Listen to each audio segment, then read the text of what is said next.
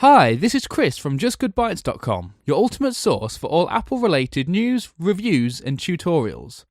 Today I'm going to show you how to properly and easily uninstall programs on your Mac. As you can see on your screen, I'm going to guide you through 3 recommended ways of removing OS X applications. First, we'll go through the manual method.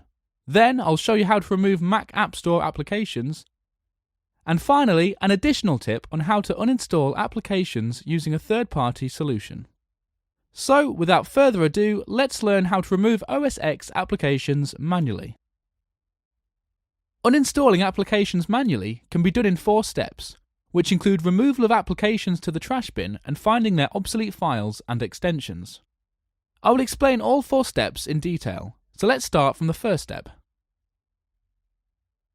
This step includes removal of unwanted or unneeded apps from your applications folder to the trash bin, which then needs to be securely emptied. By default, OS X stores applications into 2 different locations on your hard drive, and one of them is your applications folder. You can easily find it in your Finder. As you can see on the screen, some applications are self-contained icons, while others are placed within folders. If you right-click on a self-contained application and select Show Package Contents, you can see that there are folders and files that are hidden behind this icon.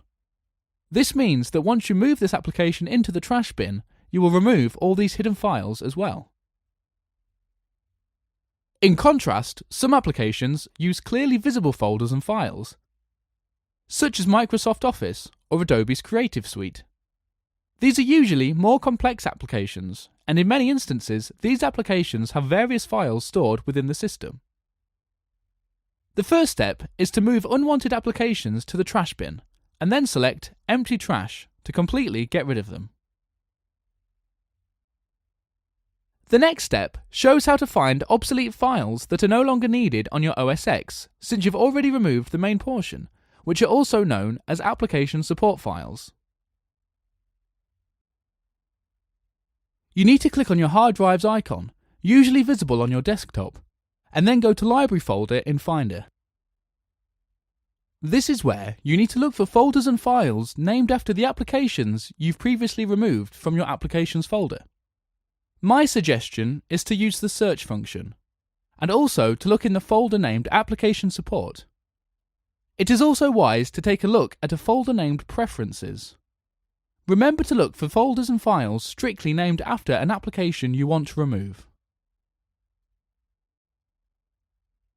Similarly to the previous step, in this step we are going to remove obsolete support files from your user library. We need to access another library folder, but this one is going to be tied to your username. Open Finder, click on Users, and choose your username. Now click on the library folder. This is not the same library folder as the previous one, since this one is tied to your username, instead of the first one, which is system-wide. Once again, look for folders named after applications you want to remove. You need to look for these folders in the main library view, as well as in the following folders: Application Support, Launch Agents, Launch Daemons, Preferences, Preference Panes, and Startup Items. So, once again, here's the list of folders that you need to check. These folders usually contain obsolete files, so just keep in mind that you're looking for folders named after applications you already removed.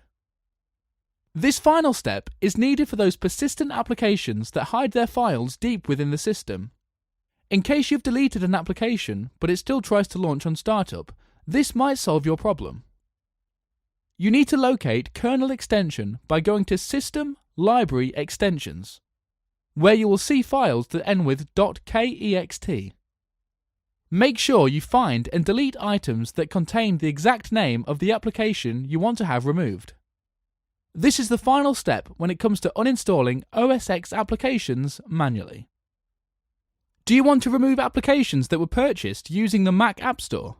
Well, the good news is the removal of these apps is a very simple task. I'll show you how. When it comes to deleting applications you've purchased or tried from the Mac App Store, the best way is to open Launchpad, where you will see something that resembles the home screen of an iOS device.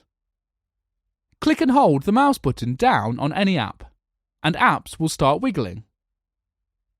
The apps that you previously downloaded from the Mac App Store will show an X button in the upper left corner of the app icon.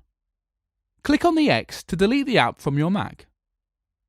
For applications that don't show the X button, you will need to follow the first part of this video and go to your Applications and Library folders to get rid of them. In case you really don't like to search for folders within Finder to remove them, or if you're really afraid that you might break something, I have another solution for you. You can use an app designed to get rid of other apps. I'm going to show you how to use App Cleaner, one of the most popular third-party uninstallers. By the way, the app is completely free of charge. As you can see, this is a very simple and even minimalistic app.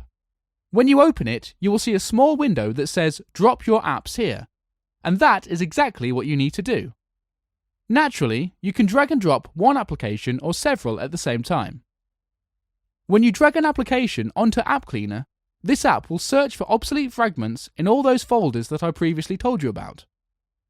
As you can see, this app will tell you how many files have been discovered, as well as how much space you're going to regain after deleting the apps you previously selected. Simply click on Remove and the app will finish the job on its own.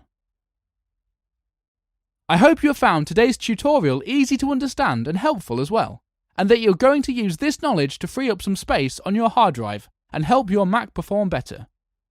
Subscribe to Just Good Bytes YouTube channel to stay notified about the latest tutorials, and visit our website for daily posted news, reviews and tutorials.